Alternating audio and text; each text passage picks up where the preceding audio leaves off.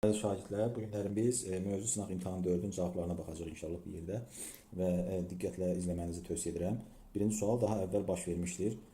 Burada biz 5 dənə hadisə görürük. Bu 5 hadisədən 4-ü daş dövründə olub, biri Tunc dövründə olub. Tunc dövründə olan deməli hadisə deməli bostançılıqla məşhur olmaqdır. Bu Tunc dövrüdür. Ona görə də qalanları isə daş dövrüdür. Daş dövrü içərisindən seçim etməliyik. Və burada cavab A-dır. Niyə görə? Çünki birinci növbədə insanlar mağaralarda yaşamağa başlamalıdır. Məsələn, Azıq mağarası bu daş dövrün əvvəlləridir. Ondan sonraki mərhələdə artıq ox və kaman ixtira edilməlidir. Ondan sonra bunun hesabına maldarlıqla məşğul olmağa başlamalıdır insan və daş dövrünün sonunda da iş metalı kəşf edilməlidir. Ona görə də cavab A-dır. İkinci sual Atropatena dövlətinə aiddir. Paytaxtının İzirt olması xeyir. Atropatenanın paytaxtı Qazaka idi.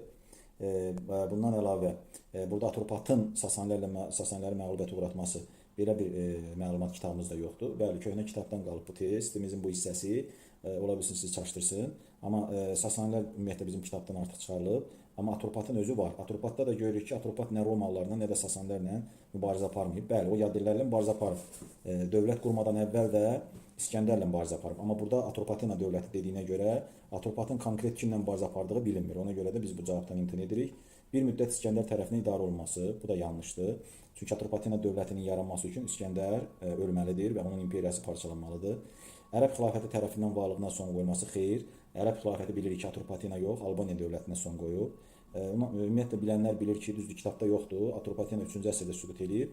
Ərəb xilafəti özü isə 7-ci əsrdə yaranıb. Ona görə mümkün deyil. Ümumiyyətlə çalışın Atropatena ilə Ərəb xilafətini bir-biri yanaşı gətirməyəsiniz. Çünki bu iki dövlət bir-birini görmür. Və cavab burada yedir. Çin və Hindistana gedən ticarət yolları üzərində yerləşməsi bəli. Daha sonra gəlir 3-cü suala. Yusif Sacıoğlu Babəkdən fərqli olaraq Babək Xürrəmlər Hərəkatının rəhbərlərindən biri olub. Yusif Sacıoğlu da Sacıoğlu dövlətinin hökmdarlarından ən məşhur hökmdarı olub. Cavablara baxırıq. Deməli, Yusif Sacıoğlu Babəkdən fərqli olaraq Ərəb xilafətini asılı hala salmışdı. Xeyr, heç biri Ərəb xilafətini asılı hala salmamışdı. Belə bir şey yoxdur. Ərəb xilafətinə qarşı vuruşmuşdu. Hər ikisi Ərəb xilafətinə qarşı vuruşub. Xatırlayaq, Babək zaten Xürrəmlər üsyanı bilirik ki, %100 xilafətə qarşı olub və Babək hətta dəfələrlə ərəb ordularına qalib gəlib, düzdür, sonda məğlub olub. Bu tərəfdən Yusif Sacıoğlu isə bilirik ki, 2 dəfə xəlifə ilə savaşıb, düzdürmü? Və birinci döyüşdə xəlifənin göndərdiyi sərkərdəyə qalib gəlib, ikincidə isə məğlub olub, əsir düşüb və bir müddət zindanda yatıb, bilirsiniz bunu. Ona görə də hər ikisinə aiddir bu, oxşarlıqdır. C. Orta əsrlər dövründə yaşamaq. Bu hər ikisinə aiddir. Babək 9-cu əsrdə yaşayıb, Yusif Sacıoğlu 10-cu əsrdə əsasən fəaliyyət göstərib. Ona görə də hər ikisi deməli orta əsrlərdə yaşayıb. D. Öz dövlətinin müstəqilliyi üçün mübarizə aparıb. Bəli, bu doğru cavabdır. Niyə? Çünki bilirik ki, Babək dövlət başçısı deyil, Yusif Sacıoğlu isə dövlət başçısı idi. Bəli, Babəkdən fərqli olaraq Yusif Sacıoğlu öz dövlətinin müstəqilliyi üçün mübarizə aparırdı və buna görə də o xilafətə öncə vergi verməyi dayandırdı. Daha sonra da öz adından pul kəstirdi. Bunu da yaxşı bilməlisiniz. Doğru cavab dedir. Yer də yanlışdır. Niyə? Çünki yazıb ki, şimalda iş dövlətimizin əsasını qoymuşdu. Yusif Sacıoğlu birincisi dövlət əsası qoymayıb, biz bunu bilə bilirik. İkincisi də ki, o zaten Sacıoğlu dövləti şimalda yox, cənubda yaranmış dövlətimizdir. Şimalda yaranan ilk dövlətimiz də bilirsiniz ki, Albaniyadır.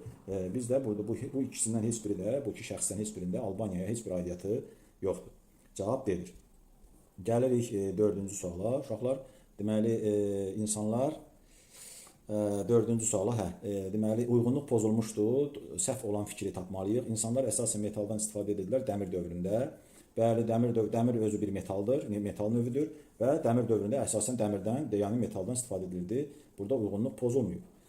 Ovçuluq yaranıb ox və kaman ixtira ediləndən sonra, doğru cavab budur. Bəli, burada uyğunluq pozulub. Niyə? Çünki ovçuluq ox və kamandan əvvəl də var idi. Ox və kaman sonradan yaranıb, daha doğrusu ixtira edilib və ondan sonra ovçuluq inkişaf edib, ön plana çıxıb və ovçuluqda mühüm deməli yeniliklər baş verib nəticədə. Yəni ovçuluğun yaranması bundan əvvəl oldu. Yəni zaten insan yaranandan sonra ovçuluq yaranıb. Amma ox və kaman daha sonra yaranıb və bunun sayəsində ovçuluq dediyimiz kimi inkişaf edib. Yəni uyğunluq burada pozulub. Doğru cavab bedir. Digərləri də doğru cavabdır. Yəni Azıq mağarası aiddir daş dövrünə, oddan istifadə başlayıb daş dövründə, metaldan iç əməliyyatlar hazırlanıb, təbii ki, mis kəşf ediləndən sonra. Çünki iç metal misdir. Davam edirik. 5-ci sual. 5-ci sual sxem sualıdır. Şirvanşahlar dövlətinə aiddir. 10-cu əsr aid olan hadisələr verilib. 16-cı əsr aid olan hadisə isə boş buraxılıb. İndi biz 16-cı əsr Şirvanşahları tapmalıyıq. Burada diqqətli olmalıyıq ki, hadisə nəinki Şirvanşahlara aid olsun, həm də 16-cı əsr aid olsun. Səfəvilər dövlətinin tərkibinə daxil edilməsi. Zaten doğru cavab budur. Biz bilməliyik ki, 16-cı əsrdə Səfəvilər dövləti vahid Azərbaycan dövləti yaradıb. Bizim deməli son keçdiyimiz Təbriz mövzusunda da bu haqda yazılır ki, Səfəvilər 16-cı əsrdə deməli Azərbaycanı birləşdirib vahid dövlət şəklində. Buradan da anlayırıq ki, Şirvanşahları da avtomatik öz tərkibinə daxil edib. Bu belə. Doğru cavab budur. Misal o biri cavablara baxaraq Dərbəndin birləşdirilməsi. Və hər halda Dərbənd uzun müddət Şirvanşahların tərkibində olub və 16-cı əsr yox, Şirvanşahlar yaranandan bir az sonra zaten Dərbənd məntiqlə bunu tapmalıyıq ki, bəli, təbii ki, onun tərkibində olub. Xəritədən də görə bilərik. Baxın, elə ən azından burada bir xəritə var. Sağ tərəfdə görürsünüz. Burada Atabəylərin dövrü. Deyəlim 12-ci əsrdə belə görürsünüz ki, Dərbənd, baxın, bu Şirvanşahların ərazisidir. Görürsünüz, Dərbənd Şirvanşahların tərkibində kimi görsənir. Hətta biz burada digər dövlətlərə də baxa bilərik. Xəritəsindən baxa bilərik. Yəni, baxın, Qaraqoyunlu dövlətində, düzdür, burada Dərbənd görsənmir. Ağqoyunluda baxaq. Ağqoyunlu dövlətində, bəli, görürsünüz, Şirvanşahlar bir daha göstərmək istəyirəm. Baxın, Şirvanşahların ərazisi, düzdürmü? Və burada da siz nəyə görürsünüz? Dərbəndi görürsünüz. Əlbəttə ki, görürsünüz, Eldənzilər də 12-ci əsr, 15-ci əsr Ağqoyunlu dövründə də Dərbənd Şirvanşahların tərkibində olub. Ona görə də bu təbii ki, yanlış cavabdır. Əvvəllər, yəni Şirvanşahlar yaranandan belə Dərbənd Şirvanşahların tərkibində olub. Bu olmaz və xilafətin zəifləməsi nəticəsində şimal torpaqlarında meydana gəlib. Bu doğru cümlədir, amma bu nə vaxt baş verib 9-cu əsrdə? Olmaz. Bayandurlu ilə müttəfiq əlaqələri. Bu da doğrudur, amma bu da 15-ci əsrdir. Ona görə bu da olmaz. Bizdən 16-cı əsr istəyir. Atabəylərdən asılı hala düşməsi bu da doğru cavabdır əslində. 12-ci əsr olduğuna görə bu hadisə yenə də 16-cı əsrə uyğun gəlmir. Ona görə bir daha deyirik ki, doğru cavab burada A-dır. 6-cı suala gəlirik. Manna dövlətinə aiddir. Eradan əvvəl 1-ci minilliyin ortalarını süqut etməsi. Manna bilirik ki, süqut edib eradan əvvəl 6-cı əsrdə. Və bu eradan əvvəl 1-ci minillik eləyirmi? Bəli. Eradan əvvəl 10-cu əsrdən 1-ci əsrə qədər nə sayılır? 1-ci minillik sayılır. Və hər halda 10-cu əsrdən 10-cu əsr, 9-cu əsr minilliyin əvvəlləri sayılır. 3-cü, 2-ci, 1-ci əsr eradan əvvəl 1-ci minillik sonları sayılır. Məntiqlə də təbii ki, ortada qalan əsrlər, yəni bu nədir? 6, 5 və 4-cü əsrlər bu deməli nə sayılır? Bu eradan əvvəl 1-ci minilliyin ortaları sayılır. Və əgər Manna 6-cı əsrdə süqut edibsə, deməli bu nə deməkdir? Manna 1-ci minilliyin eradan əvvəl 1-ci minilliyin ortalarını süqut edib və doğru cavab A-dır. Digər cavablar yanlışdır, onlara da bir toxunaq. Dövlətin adı şimalda yaşayan tayfadan yox, cənubda yaşayan tayfadan yaranıb. İranzun zamanında qonşu ərazilər işğal edilməyib, İranzu işğal edilmiş torpaqları qaytarıb. 2000 il əvvəl mövcud olub, xeyr, 2000 il əvvəl bizim eramızın əvvəlləri deməkdir, 1-ci əsr deməkdir təxminən. Amma biz bilirik ki, Manna 3000 il əvvəl mövcud olub, təxminən 3000 il əvvəl, 2500 il əvvəl mövcud olub, ona görə doğru deyil. Və paytaxtı Van gölü yaxınlığında yox, biz bilirik ki, onun paytaxtı İzirtu, Urmiya gölü yaxınlığında olub, Van gölü olmaz və beləliklə cavab A-dır. 7-ci suala baxırıq. Verilmiş dövlətlərdən heç birinə aid olmayanı müəyyən etmək lazımdır. Burada yenə diqqətli olmalıyıq.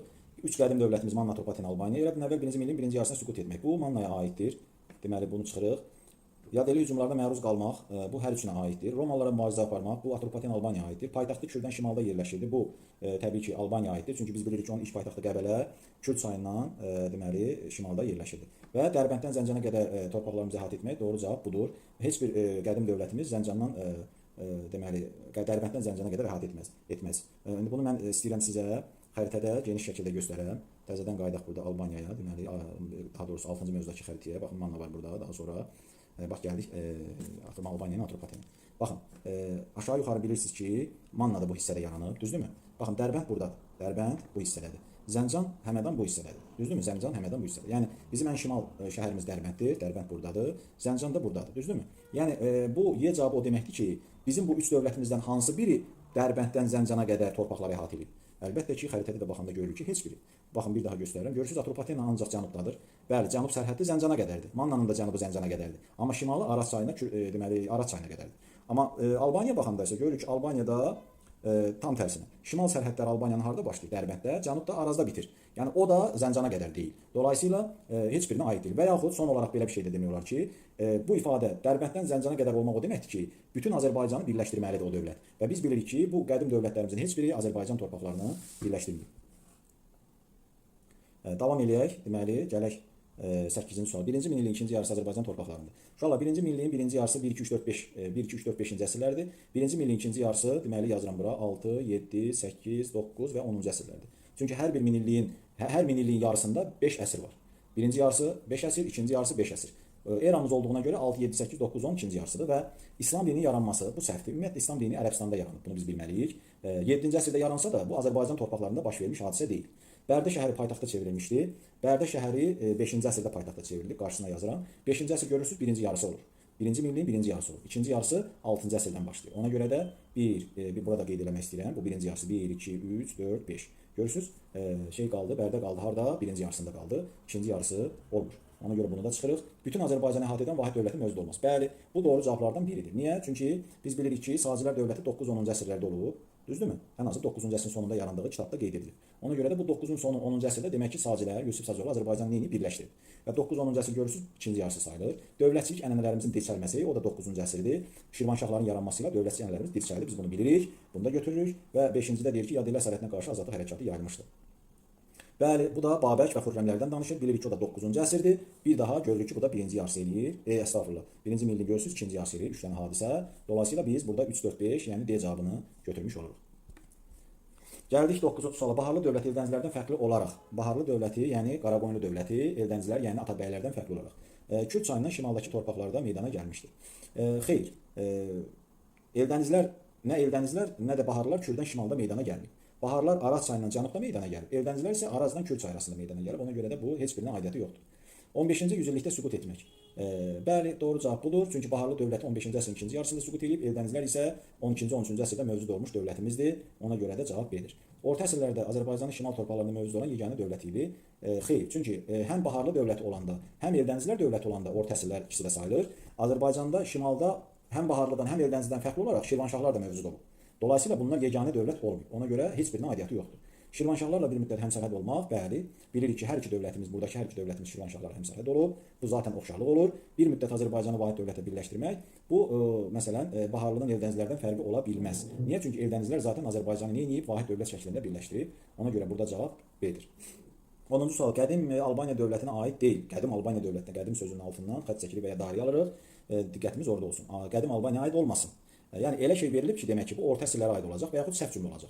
İndi biz baxırıq, Bərdənin paytaxt şəhərə çevrilməsi. Bəli, bunu son olaraq keçmişik. Bu hadisə nə vaxt baş verib? Bu hadisə biraz da nazildək bunu. Bu hadisə deməli 5-ci əsrdə baş verib. 5-ci əsrdə isə avtomatik biz cavabı tapdıq. Niyə? Çünki 5-ci əsr orta əsrlərdir. 3-cü, 4-cü əsrlərdən uşaqlar, 3-cü, 4-cü əsrdən başlayaraq 16-cı əsr daxil, yəni 17-ci əsrə qədər deməli orta əsrlər dövrü sayılır. Bərdə əgər 5-ci əsrdirsə, deməli bu hadisə orta əsrlərdə baş verib. Nə olsun ki, Albaniyanın paytaxtı olub, amma orta əsrlərdə olub. Bizdən qədim Albaniyaya aid olmasını istəyir zaten. Ona görə də doğru cavab A-dır. Digər cavablar qədim Albaniyaya aiddir. Bəli, Parfiya ilə həmsərhəd olub, Atropatena ilə həmsərhəd olub, İberiya ilə həmsərhəd olub və sənətkarlıq, ticarət yüksək səviyyədə inkişaf edib. 11-ci sual, hadisə nəticə əlaqələrini tapmalıyıq. Deməli, birinci hadisə Şirvanşahlar dövlətinin yaranması nəticəsində Araz çayından cənubdakı torpaqlarımızda dövlətçiliyimiz bərpa edildi. Xeyr. Çünki biz bilməliyik ki, Şirvanşahlar harda yaranıb? Arazdan, şimalda. Bu xəritələrdə də biz göstərdik ki, deməli xəritələrdə də göstərdik ki, baxın, indi bu xəritələrimizin birini tapaq. Olsun, elə Ağqonu ən yaxşı Sacilərin xəritəsidir burada. Sacilərin xəritəsi burada yaxşıdır. Burada Şirvanşahların ərazisini görmüş olacaq. Bəli, görürsünüz Şirvanşahların ərazisi, düzdür? Və görürsünüz Şirvanşahlar, bax Kürd çayı yazılıb, düzdür? Kürd çayından şimalda. Kürd çayından şimalda olduğuna görə biz burada nəzərə almalıyıq ki, nədir? Cənubda dövlətçiliyimizi bərpa edib, xeyr, şimalda dövlətçiliyimizi bərpa edib Şirvanşahların yaranması ilə. Ona görə də bu yanlışdır. Bunu çıxırıq. Yadellilərin zülmkar siyasətinin artması Xürrəmlərin hərəkatının başlamasına səbəb oldu. Bəli, cavablardan biri budur. Yadelli deyən ərəblər nəzərdə tutulur. Bilirik ki, son xəlifələr zülmkar siyasət yürüdürdü. Nəticədə Xürrəmlər hərəkatı başladı. Makedoniyalı İskəndərin şərqə yürüşü nəticəsində Atropatena dövləti asılı hala düşdü. Bu da səhvdir. Çünki biz bilirik ki, İskəndər ölməlidir və imperiyası dağılmalıdır ki, Atropatena dövləti yaransın. Və İskəndərin dövründə, İskəndərin yaşadığı bir dövrdə şərqə yürüşü zamanı belə bir dövlət yoxdur ki, onu İskəndər asıl hala sala bilsin. Və dördüncü cavab da doğrudur. Çünki İslam dininin Azərbaycanda yayılması nəticəsində kitabımızda da qeyd edildiyi kimi Babək mövzusunda qeyd edilib bu. 7-ci mövzuda Azərbaycanda vahid xalqın yaranmasına müsbət təsir göstərdi. Çünki buna qədər Azərbaycan xalqı müxtəlif dinlərə inanırdı. Yəni dini inancları müxtəlif idi. Bu da xalqın birliyinə mənfi təsir edirdi. Nə zaman ki İslam dini yayılmağa başladı 7-ci əsrdə Azərbaycan xalqının vahidliyi, yəni onun birliyi möhkəmləndi və beləliklə vahid xalqın yaranmasına bu hadisə vahid din anlayışı, vahid xalqın yaranmasına müsbət təsir göstərdi. Doğru cavab 2-4 olur. C cavabı.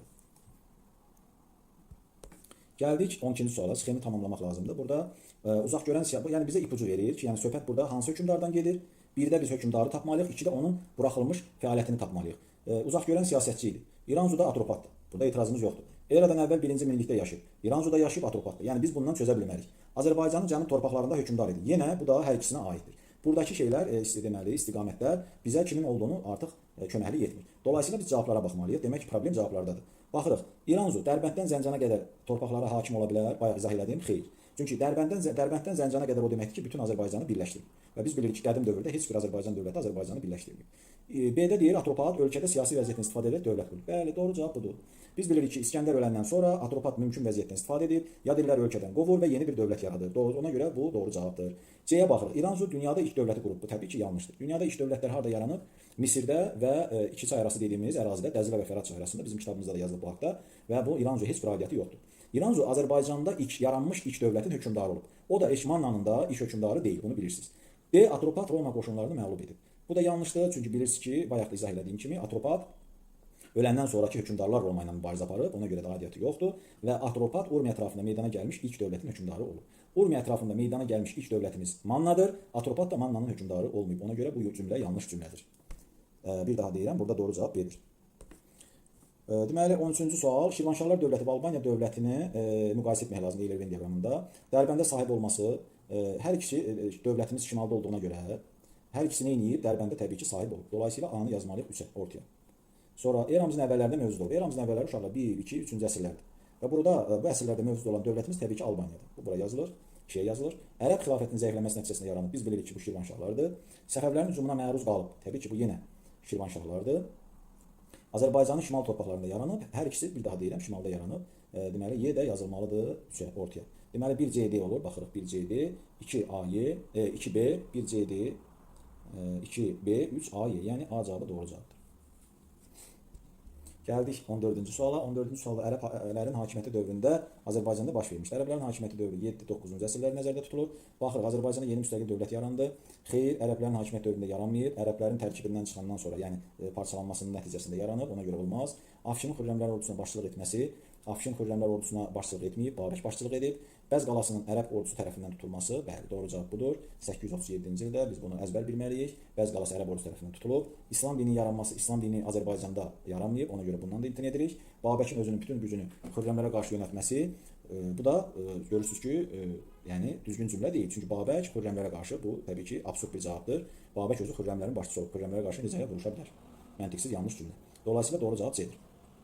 15-də boşluqları doldurmaq lazımdır. Təbriz şəhəri Eldəncilərdən sonra bu dövlətin paytaxtı olub, 15-ci əsrdə isə ikinci bir dövlətin, yəni burada nəzərdə tutulan dövlətin paytaxtı olub. Eldəncilər dövləti bilirik ki, 12-ci əsrdə olub, düzdür uşaqlar? Və biz son Təbriz mövzusunda gördük ki, 13-14-cü əsrdə, 13-14-cü əsrdə Təbriz hansı dövlətimizin paytaxtı, hansı dövlətin paytaxtı olub? Azərbaycanda yaranmış dövlət, amma Monqol dövlətidir. Bu Elxanlılar dövlətidir. Elxanlılar da burada görürsünüz B-də və A-dadır. Bayandurlu zaten ola bilməz. Niyə ola bilməz? Çünki Bayandurludan sonra Şirvanşah yazır. Və bilirik ki, Təbriz Şirvanşahların paytaxtı ola bilməz. Məsələn, burada Eldəncilərdən sonra 15-ci əsrdə yazır ki, Y-də yazır 2-ci Səfəvilər. Səfəvilər dövləti 16-cı əsrdə olduğuna görə bu da olmaz. Və burada yazır ki, Rəvvadilər. Rəvvadilər də öyrəndi ki, demək, xilafətin dağılmasından sonra yaranıb, düzdürmü? Dolayısıyla Rəvvadilər Eldəncilərdən əvvəl yaranmış dövlətdir, Eldəncilərdən sonra deyil. Deməli, bu da olmaz, bu da olmaz, bu da olmaz. Aynen bir arasında qalırıq. Yəni Eldəncilər mütləq Eldəncilərdən sonra bu Elxanların paytaxtı olub Təbriz 15-ci əsrdə seçməliyik. Ya Ağqoyunlunun paytaxtı ola bilər, ya da Qaraqoyunlunun paytaxtı ola bilər. Səfəvilər bir daha deyirəm, ola bilməz. Çünki Səfəvilər 16-cı əsrdir. Ona görə də biz burada B-ni götürməliyik. Doğru cavab B-dir. 16-cı sual orta əsrlərdə Bərdə şəhərinin inkişafına şərait yaratmışdır. Bəli, Bərdə mövzusunda bildiyimiz kimi Bərdənin inkişafının 3 səbəbi var, əsas. Deməli, inkişafın 3 əsas səbəbi var. 1. Üçü də burada, üçündən ikisi burada olmalıdır. 1. Azərbaycanın taxtı xeyr, bu Təbrizə aiddir. Yazıram bura. Rusların hücumuna məruz qalması. Bəli, bu Bərdəyə aiddir, amma özünüz də fikirləşin. Rusların hücumuna məruz qalmaq Bərdənin inkişafına şərait mi yaratdı, yoxsa Bərdənin dağılmasına, zəifləməsinə və əhəmiyyətini itirməsinə mi səbəb yaratdı? Dolayısıyla bu da yanlışdır. Paytaxt şəhər olması bəli, 5-ci əsrdə Albaniyanın paytaxtı olması, liman şəhər, Bərdə liman şəhəri ola bilməz. Liman şəhəri olması üçün şəhərin dəniz kənarında yerləşməsi lazımdır. Məsələn, Dərbənd və ya Bakı kimi. Karvan yolları üzərində yerləşmək bütün şəhərlərimizin inkişaf səbəblərinin başında hər zaman karvan yolları üzərində yerləşmək gəlir. Bunu heç vaxt unutmayın. Üçüncü səbəb də uşaqlar, onu da xatırladım. Ərəb xilafətinin canişinliyinin mərkəzi olması. Bu üç səbəb Bərdənin inkişaf səbəbidir. Burada da ikisi var, 3-dən 5, ona görə doğru cavab C-dir. 17-ci suala gəlirik. 17-ci sualda deyir ki, şimal və cənub torpaqlarımızı, baxın burada qeyd edirəm, orta əsrlərdə müqayisə edin. Və nəyi müqayisə edin? Şimal və cənub torpaqlarımızı. Və bu şəkildə test işləyəndə çalışın ki, özünüzə qeydiyyat aparasınız. Makedoniyalı İskəndərin hücumuna məruz deməli baş tutması. Makedoniyalı İskəndər deməli orta əsrlərdə ola bilməz. Çünki o qədim dövrə aid hadisədir. Müdafiə məqsədi ilə tikililər inşa edir. Hər zaman müdafiə məqsədi ilə həm şimalda, həm cənubda təbii ki, məntiqlə qalalar və digər müdafiə tikililəri inşa edilir. Bu məntiqi bir cavabdır. Bunu biz ortaya götürməliyik. B-ni. İslam dini yaranması bir daha deyirik. Bu Azərbaycanda baş vermiş hadisə deyil. Ruslar ərəb canişinliyi mərkəzi sayılan şəhəri ələ keçirmişdi. Yəni Bərdəni ələ keçirməsi bu hadisə nə vaxt olub uşaqlar? 944-cü ildə 10-cu əsr. Dolayısıyla bu və Bərdə harda yerləşir? Şimalda. Ona görə də biz bunu şimala, yəni 1-ə götürürük. D-ni yazırıq 1-ə. Xürrəmlər Hərəkatı əsas mərkəzi Ərdəbildir, düzdür? Ərdəbil də harda yerləşir? Ərdəbil cənubda yerləşir. Y də gedir 2-yə. 1D, 2Y, 1D, 2Y, 3B, yəni Y cavabı doğru cavabdır. Gəldik 18-ci suala. Səfəvilər dövlətinə aid deyil. Burada Səfəvilər dövləti ifadəsinə diqqət eləməliyik. Deməli, Azərbaycanın cənub torpaqlarında meydana gəlmək bu aiddir. Osmanlı ilə uzun müddət mübarizə aparmaq bu aiddir. Orta əsrlər dövründə mövcud olmaq bu aiddir. Bayaq dedim ki, 16-cı əsrdə orta əsrlər sayılır və Səfəvilər 16-cı əsrdə yaranıb dövləti. Avropa ölkələri ilə əlaqələr yaratmaq şəxsmal yaradıb, deməli bu da aiddir və doğru cavab Y-dir. Niyə burada uyğunluq pozulub? Gəlin ona baxaq. Yəni daha doğrusu bu niyə Səfəvlərə aid deyil? Cümləni diqqətlə oxusaq nə yazılıb bura? Paytaxtının Qəzvindən Təbrizə köçürülməsi. Yanlışdır. Biz bilməliyik ki, Səfəvlərin ilk paytaxtı Təbriz olub və Təbrizdən Qəzvinə köçürülüb. Burada sonluqlara diqqət eləmək lazımdır. Ona görə də burada bu Səfəvilər dövlətinə aid deyil. Doğru cavab Y-dir. Uyğunluğun gözlənilmədiyi bəndi müəyyən etmək lazımdır. Yəni səhv olanı müəyyən edəcəyik. İnsanın təbiət üzərində iş qələbəsi hesab edilir odun əldə edilməsi. Bəli, bizim kitabımızda bu var. Burada gözlənilib. Qobustanda qayaüstü təsvirlər tədqiqi başlayıb 1930-cu ildə. Bu da düzdür.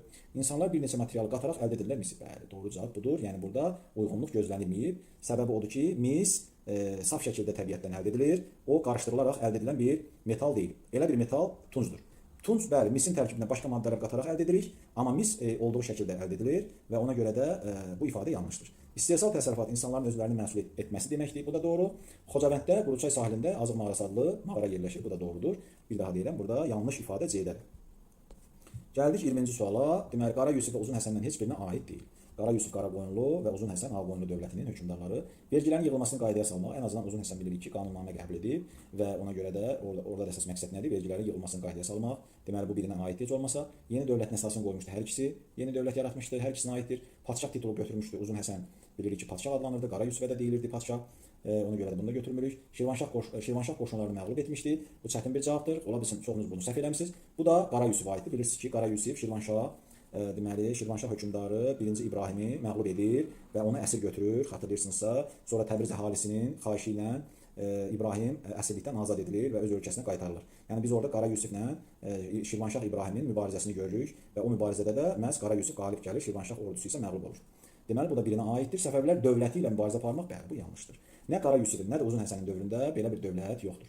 Əgər Səfəvilər olsaydı, bəlkə də şübhəyə düşərdik. Amma dövlət olduğuna görə əminliklə bilirik ki, dövlət 16-cı əsrdə yaranıb və 16-cı əsrdə nə Qara Yusif yaşayıb, nə də Uzun Həsən yaşaya bilməz. İkisi də 15-ci əsrdə hakimiyyətdə olmuş hökmdarlardır. Doğru cavab Y-dir. Azərbaycanın orta əsrlər tarixinə aiddir. Orta əsrlər bayaq qeyd elədim, hansı əsrlərdir? İslam dininin yaranması Azərbaycanda yaranmayıb. Yenə bunu çıxırıq. Paytaxtı Qazaq olan dövlətin meydana gəlməsi bu qədim dövrdür. Atropatena nəzərdə tutur. Gülüstan qalasının inşa edilməsi. Bəli, doğru cavab budur. İndi izah edəcəm. Azıq mağarası məskunlaşmaq bu təbii ki, daş dövrüdür. Bunun heç bir aidiyyəti yoxdur. Bu qədim dövrdür.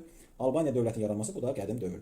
Gülüstan qalasını həm belə çıxdaşla tapa bilərdik uşaqlar, həm də Gülüstan qalasını necə tapa bilərdik? Biz bilirik ki, Gülüstan qalası Şirvanşahların ərazisindədir və Şeyx İsmail Gülüstan qalasını mühasirə yapmışdır, düzdür?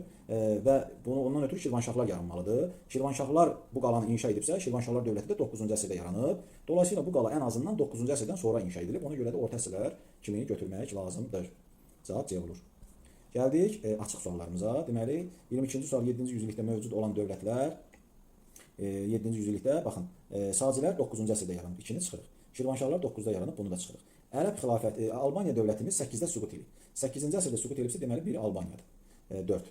Sonra Ərəb xilafəti 7-ci əsrdə yaranıb. Bunu da yaxşı bilirsiniz. Deməli cavabın biri 5-dir. Qaldı Xəzər xaqanlığı. Bunu götürəkmi? Bunu bilmək üçün biz Dərbənd mövzusuna və Bərdə mövzusuna baxmalıyıq. Deməli 20-ci mövzu. 20-ci mövzuya baxsaz görərsiniz ki, orada yazılır ki, ərəblər Azərbaycanı tutandan sonra Dərbənddən şimalda yaşayan Xəzər xaqanlığı ilə uzun müddət mübarizə aparıb və Azərbaycan mübarizə meydanlarından birinə çevrilib. Kimlər arasında? Ərəb xilafəti ilə Xəzər xaqanlığı arasında. Orada özü yazıb 7-ci əsrdə. Dolayısıyla biri də Xəzər xaqanlığını götürmək lazımdır. Burada doğru cavab 1, 4, 5 olur. Daş dövrünə aid olanları seçmək lazımdır 23-cü sualda. Xış əkinçiliyi ortaya çıxdı Tunc dövründə. İnsanlar dəmirdən istifadə etməyə başlardı Tunc dövrünün sonunda. Bu da səhvdir. İnsanlar əkinçiliklə məşğul olmağa başladı. Bəli, daş dövründə bu 3-ü götürürük. Cavablardan biri 3-dür. Əmək alətləri təkmilləşdi. Hər zaman təkmilləşib. 4-ü də götürürük. Maldarlığın əsası qoyulub yenə daş dövründə. Dolayısıyla burada cavab 3, 4, 5-dir. Və gəldik 24-cü sualımıza. Xəritədə 5-ci əsrdə Albaniyanın paytaxtı olmuş şəhəri müəyyən edin. Biz bilirik ki, bu Bərdədir. Və Bərdə şəhəri Kür, baxın, və Araz çayı arasında yerləşir. 5-i götürə bilmərik, çünki bu Naxçıvandır. Burada 1-dir cavab, yadınızda qalsın.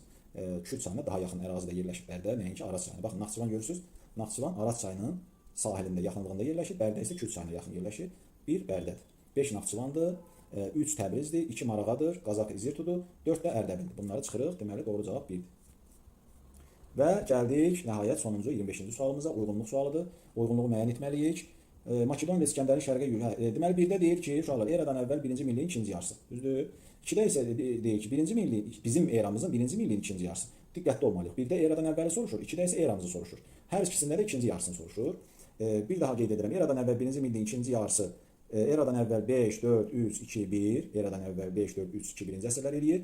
Eramızın 1-ci minliyin ikinci yarısı isə 6, 7, 8, 9 və 10-cu əsr edir. Və indi baxaq cavablara. Makedon və İskəndərin şərqə yürüyüşü. Bu eradan əvvəl 4-cü əsrdə olub. Ona görə də cavablardan biri budur. A cavabı gedir 1-ə. Azərbaycan ərazisinin ərəb yürüşləri. Azərbaycan ərazisinin ərəb yürüşləri 7-ci əsrdə olub. Düzdür? İlk yürüşlər. Ona bu da gedir 1-ci minliyin ikinci yarısına. Atropatın Romalılara qarşı mübarizəsi bu zaten yanlış ifadədir. Bunu biz dəfələrlə izah eləmişik ki, Atropat yox, Atropatdan sonraki hökmdarlardan biri Romalılarla mübarizə aparıb. Manna dövlətinin Urartuya qarşı mübarizəsi, bəli, belə bir hadisə baş verib, amma bu nə vaxt olub? Eradan əvvəl 1-ci minliyin birinci yarısında. Yəni eradan əvvəl 10-cu əsrlə 6-cı əsr arasında. Ona görə bu birinci yarısıdır. Ümumiyyətlə yadınızda qalsın ki, Manna ilə bağlı hər şey, bütün hadisələr eradan əvvəl 1-ci minliyin birinci yarısıdır. Ona görə biz bunu da götürə bilmərik. Və Y cavabında Bərdənin paytaxta çevrilməsi. Biz nə dedik? Bu 5-ci əsr hadisəsidir. Baxın, 5-ci əsr hadisəsi olduğuna görə 1-ci minliyin birinci yarısı olur və ikinci yarısına aid olmur. Dolayısıyla bundan da imtina edirik. Deməli, burada 1 olur, 1 olur A, 2 olur B. Bu da sonuncu sualın cavabı. Beləliklə, bu dərsimiz də başa çatmışdır. Əziz şagirdlər, inşallah gələn dərslərimizdə, sınaqlarımızda görüşmək ümidi ilə özünüzdən müğayət olun, dərsinizə ciddi yanaşın, təkrarları axsatmayın. Salamat qalın.